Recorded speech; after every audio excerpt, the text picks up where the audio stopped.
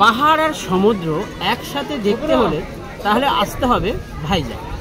আর এই Vizag tour plan ঠিক এইভাবে সাজালে আপনারা পেয়ে যাবেন মালভূমি, জলপ্রপাত, নদী, সমুদ্র, পাহাড়, পর্বত সব একসাথে। মালভূমি, নদী আর জলপ্রপাতের শহর জগদলপুর, যেটি অবস্থিত ছত্তিশগড় রাজ্যের বস্তা জেলায়। পাহাড় পর্বতের সাথে গুহা আর কফি বাগানের শহর আরাকু। আর পাহাড় সমুদ্রের মিলনস্থানের শহর ভাইজ্যাক।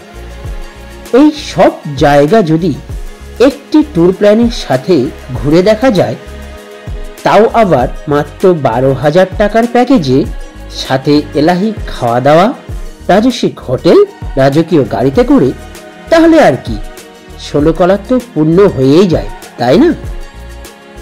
ভাইজ্যাক, আরাকু, জগদলপুর ভ্রমণের প্রথম পর্বে আমি আপনাদের সাথে শেয়ার করব জগদলপুর ভ্রমণ, যেখানে কত টাকা খরচ হতে পারে, গাড়ি খরচ, হোটেল খরচ, কোথায় কোথায় ঘুরবেন, এই সব কিছু তথ্য আমি আপনাদের সাথে তুলে ধরব, যেটি অবস্থিত ছত্তিশগড়ের বস্তা জেলার মধ্যে। এই জগদলপুর ভ্রমণে আপনাদেরকে স্বাগত। প্রথমে জানাই জগদলপুরে কিভাবে পৌঁছাবেন। হাওড়া থেকে সরাসরি জগদলপুর যাওয়ার জন্য একটি মাত্র ট্রেন আছে, যেটি হলো সম্বলেশ্বরী এক্সপ্রেস, যেটি হাওড়া থেকে ছাড়ে রাত 10:20-তে। এই ট্রেনে করে আপনারা সরাসরি পৌঁছে যান জগদলপুর স্টেশনে। আর জগদলপুর যেতে যেতে দেখে নিন ট্রেন লাইনের এই রকম মনোরম দৃশ্য, যেটি গুহার মধ্যে দিয়ে ছুটে চলবে আপনার ট্রেন।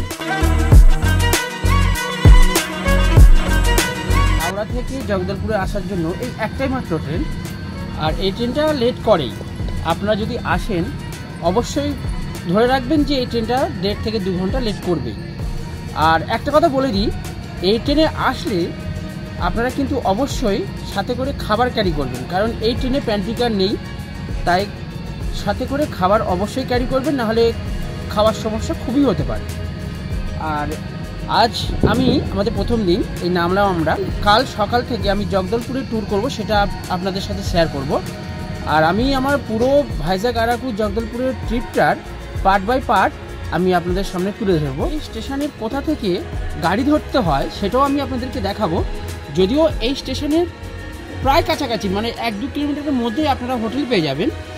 আর কোথা থেকে গাড়ি ধরতে হয়, গাড়ি ভাড়া কত, সব আমি আপনাদের সাথে শেয়ার করব। জগদলপুর প্ল্যাটফর্মের ঠিক 1 নম্বর প্ল্যাটফর্ম থেকে বেরিয়ে এই একদম সামনেই অটো, টোটো, পার্সোনাল গাড়ি বা 4 চাকা সব কিছুই ভাড়া পাওয়া যায়। এখান থেকে আপনাদের হোটেলে যাওয়ার জন্য এখান থেকে সব রকম গাড়ি পেয়ে যাবেন। এই আমাদের হোটেল, যেখানে আমরা এসে স্টে করেছি,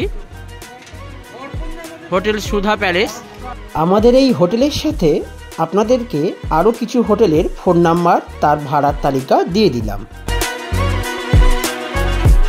এইটা আমাদের হোটেল সুধা প্যালেস, আর এইটা হলো ডাইনিং হল। আর এই সব রুম দেখতে পাচ্ছেন মোটামুটি ভালো, খুবই না হোক ভালো। চলুন এবার একটু রুমটা দেখাই। এই হলো আমাদের রুম, ট্রিপল বেডের রুম। যেহেতু আমরা 3 জন থাকবোই, তাই রুমটা বেশ ভালোই বড় মানে কি খুব বড়। আর এই হলো bathroom. Hello guys, welcome back to my channel. আপনারা দেখছেন ট্রাভেল উইথ সুব্রত 87। আমি এসেছি আপনাদের সাথে শেয়ার করতে ভাইজ্যাক, আরাকু আর জগদলপুরের একটা ট্যুর প্ল্যান। ট্যুর প্ল্যানের মধ্যে সবাই যেমনভাবে সাজায়, প্রথমে ভাইজ্যাক, তারপর আরাকু, তারপর জগদলপুর করে, কিন্তু আমরা করেছি ঠিক অন্যরকমভাবে। মানে আমরা শুরু করেছি পিছন দিক দিয়ে। আমরা প্রথম এসেছি জগদলপুর, এরপর যাব আরাকু, আরাকুর পরে আমরা লাস্ট ভাইজ্যাক হয়ে বাড়ি ফিরি। জগদলপুর প্ল্যাটফর্ম থেকে 1 থেকে 4 কিলোমিটারের মধ্যে আপনারা এখানে নাইট স্টে করার জন্য হোটেল পেয়ে যাবেন। প্রচুর হোটেল রয়েছে আশেপাশে। অটোতে করে এলে 30 টাকা বা 50 টাকার মধ্যে পার হেড ভাড়া নিয়ে নেবেন। এটা 1 থেকে 4 কিলোমিটার রেঞ্জের মধ্যে বললাম। এবার আপনারা 5-6 কিলোমিটার দূরেও গিয়ে থাকতে পারেন, ভাড়া একই। আর হ্যাঁ, আমরা এসেছি একটা ট্যুর অপারেটরের সাথে, যিনি সব কিছু অপারেটিং করছে। আমরা তার মধ্যে আমরা একটা ফুল প্যাকেজের মধ্যে প্যাকেজ আমাদের 12,000 টাকার প্যাকেজ। তার মধ্যে 4 টাইম খাবার, মানে সকালে বেড টি, ব্রেকফাস্ট, লাঞ্চ, ইভিনিং স্ন্যাক্স, আর তার সাথে রাতে রয়েছে ডিনার। আর প্রত্যেকবারে আপনাদেরকে চা সাপ্লাই করে। এটা হলো এই আমাদের প্যাকেজের মধ্যে। তার মধ্যে আর রয়েছে হোটেল আর গাড়ি, মানে আমরা যেখানে যেখানে ঘুরবো সব গাড়ি, হোটেল, খাওয়া দাওয়া সবই ওই 12,000 টাকা প্যাকেজের মধ্যে। তো এবার আমরা চললাম এখন জগদলপুর ওয়াটারফলস দেখতে, মানে চিত্রকূট ওয়াটারফলস দেখতে, যেটাকে ভারতের নায়াগ্রা বলা হয়। চলুন, জগদলপুর সাইট সিনের আমরা আজ প্রথম, মানে জগদলপুর ভ্রমণে বেরিয়ে জগদলপুর সাইট সিনে আমরা আজ প্রথম দেখছি মা দন্তেশ্বরী মন্দির।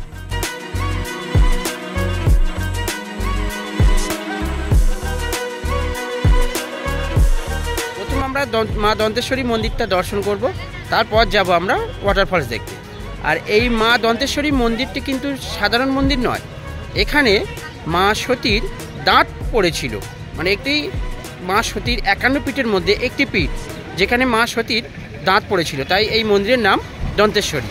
চলুন এবার আপনাদেরকে মন্দিরটা ঘুরে দেখাই।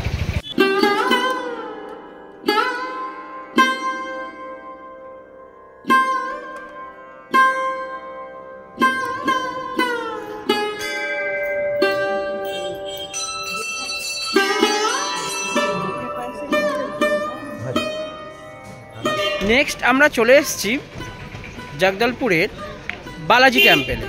মানে দেখতে পাচ্ছি আমার পিছনে যে টেম্পল রয়েছে এটি হলো বালাজি টেম্পল। এখন আমরা এই বালাজি টেম্পলে ঘুরবো আর আপনাদেরকে দেখাবো।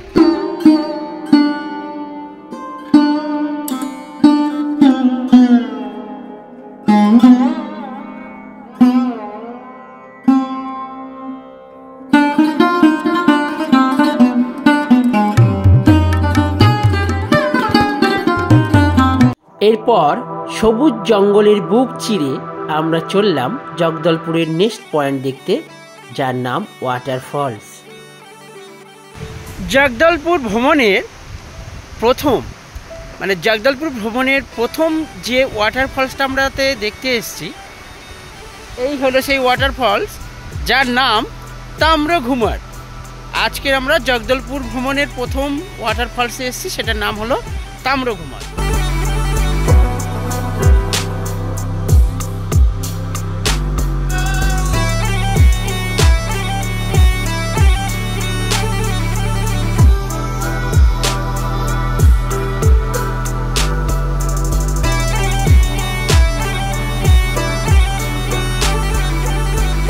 অসাধারণ সুন্দর এই জায়গাটা, অসাধারণ, জাস্ট অসাধারণ। এখানে এসে মানে কি বলবো, এখানে আসলে আপনাদের যে ফটো স্টিল পিকচারের জন্য বা ফটো তোলার জন্য খুব সুন্দর জায়গা। দেখতে পাচ্ছেন আমার চারিদিকটা কত সুন্দর, পিছনে ঝর্ণা রয়েছে, আর বসেও ফটো তুলতে পারবেন, দাঁড়িয়ে ফটো তুলতে পারবেন। পিছনে রয়েছে খাদ, জঙ্গল, পাহাড়, ঝর্ণা সবই একসাথে, জাস্ট ফাটাফাটি, অসাধারণ জায়গা।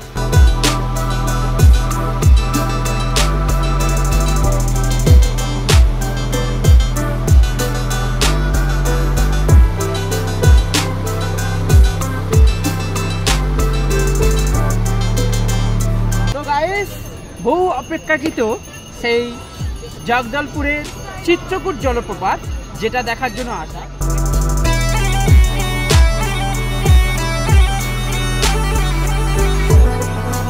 আমরা এসে গেছি, দেখতেই পাচ্ছেন। এটি তৈরি হয়েছে ইন্দ্রাবতী নদী থেকে। ইন্দ্রাবতী নদী থেকে তৈরি হয়েছে চিত্রকূট জলপ্রপাত, যা ভারতের নায়াগ্রা বলা হয়। এটি বর্ষাকালে এর চওড়া হয় প্রায় 95 মিটারের কাছাকাছি চওড়া হয়ে যায়, যেটা এখন জল কম বলে খুব অল্প দেখাচ্ছে, সেটা বর্ষার সময় এটা বহু চওড়া হয়ে যায়। এটা ভারতের সবথেকে চওড়া জলপ্রপাত, কিন্তু এখন জল কম, তাই কিছুটা হলেও আছে, কিন্তু অতটা চওড়াও লাগছে না। তো গাইস, চলুন এবার ওখানে আমি যাব, আপনাদেরকে দেখাবো। আর ওই জলপ্রপাতের কাছাকাছি নিচে নৌকা বা রিভার ক্রাফটিংয়ের ব্যবস্থা আছে, তার জন্য রেন্টে আছে। তো আমিও যাব আর আপনাদেরকে দেখা। আর একটা কথা জানিয়ে রাখি, এই চিত্রকূট জলপ্রপাত দেখতে আসার জন্য আপনারা নিশ্চয়ই গাড়ি ভাড়া করবেন। সেটা আপনারা যে হোটেলে থাকবেন, জগদলপুর স্টেশনের কাছাকাছি যে হোটেলে থাকবেন, সেই হোটেলের বললে বা হোটেলকেই বললে ওরা গাড়ির ব্যবস্থা করে দেবে, বা আপনারা যদি নিজেরা গাড়ি ব্যবস্থা করে নেন। এখানে বেশিরভাগ স্করপিও, টাটা সুমো এগুলোই চলে। এই টাটা সুমো আর স্করপিওর ভাড়া 3000 টাকা, মানে 10 জন উঠে তার জন্য 3000 টাকাও ভাড়া নেয়, মানে পার হেড 300 টাকা করে ভাড়া নেবে। আর যদি মনে করেন 5 জনের গ্রুপে আসবেন, তাহলে অটোও পেয়ে যাবেন, 5 জনের জন্য নেবে 250 টাকা। এই জগদলপুর স্টেশন থেকে এই চিত্রকূট জলপ্রপাতের ডিস্টেন্স প্রায় 90 কিলোমিটারের কাছাকাছি। তো গাইস চলুন এবার দেখাই জলপ্রপাত। চলুন এবার আমি আপনাদেরকে নিচে যাওয়ার রাস্তাটা দেখাই, আর নিচে গিয়ে তার ভিডিও করব।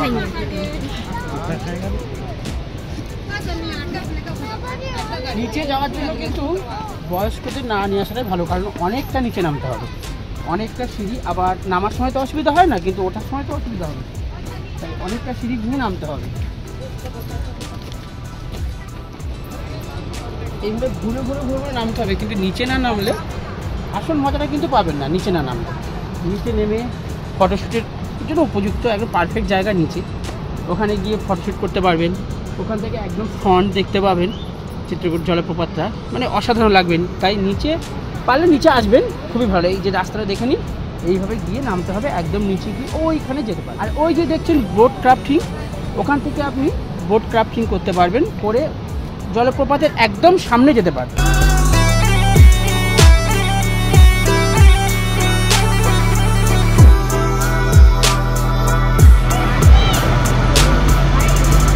দেখতে পাচ্ছেন আমি একদম জলপ্রপাতের কাছে চলে এসেছি, নিচে নেমে গেছি। আমরা ছিলাম এই উপরে ছিলাম, আমরা এখন চলে এসেছি এদিক দিয়ে চলে এসেছি নিচে। আর এই যে দেখছেন বোট ক্রাফটিং হচ্ছে, আপনারা এসে চাইলে এখানে করতে পারেন বোট ক্রাফটিং, মানে বোটে করে একদম ওই জলপ্রপাতের ওখানে সামনে নিয়ে চলে যাবে। আপনারা চাইলে এখানে এসে করতেই পারেন, আমরা করতে পারছি না কারণ লাইনটা প্রচুর লাইন, ওখানে গিয়ে করতে গেলে আমাদের প্রচুর টাইম লেগে যাবে, তাই আমরা ওখানে এই লাইন দিয়ে বোট ক্রাফটিং করতে পারছি না। আপনারা যদি এসে পারেন, টাইম দেবেন, বোটে করে একদম ওই সামনেই চলে যেতে পারবেন। দেখতে পাচ্ছেন এই যে বোটে করে করছে, এই যে এখান থেকে বোট ছাড়ে, এখানেই লাইন দিয়ে এরকম বোটিংয়ের জন্য লাইন দিতে হয়। আর এই বোটিংয়ে পার পার্সন 50 টাকা ভাড়া, পার হেড 50। তো এখানে এক রাউন্ড ঘোরাবে 10 মিনিট, মানে এক রাউন্ড মানে 10 মিনিট ঘোরাবে, ওই একদম ওই জলপ্রপাতের কাছে থেকে একদম সামনে থেকে ঘুরে নিয়ে আসবে 10 মিনিট, তার জন্য 50 টাকা পার হেড, এখান থেকেই ছাড়ে।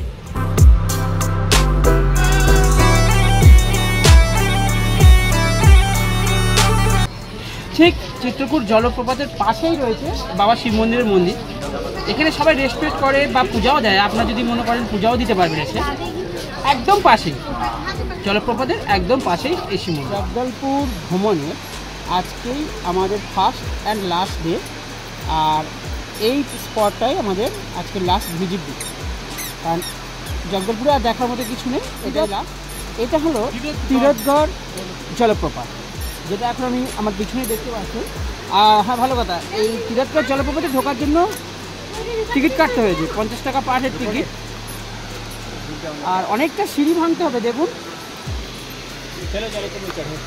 পুরো সিঁড়িটা দিয়ে নামতে হবে, আবার উঠতেও হবে। আর এদিকেও এখনো বাকি আছে সিঁড়িটা, এই সিঁড়ি দিয়ে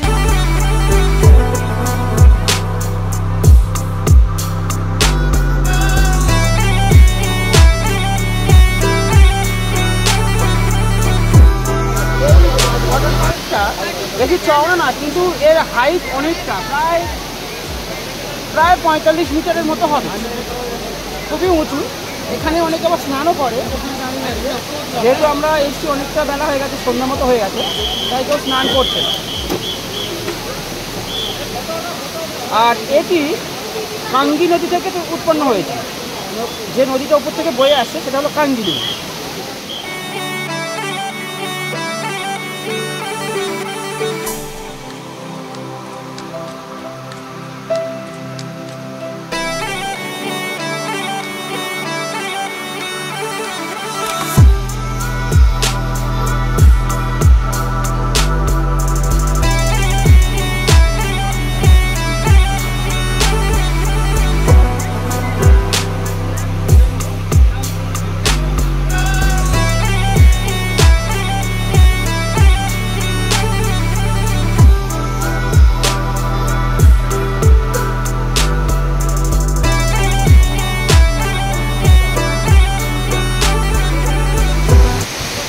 জলটা এখান থেকে নামছে, নেমে এইভাবে এখান দিয়ে গিয়ে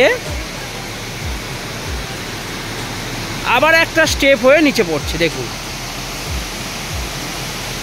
যেটা দেখতে অসাধারণ। আর ওই যে নিচে সব স্নান করছে দেখুন।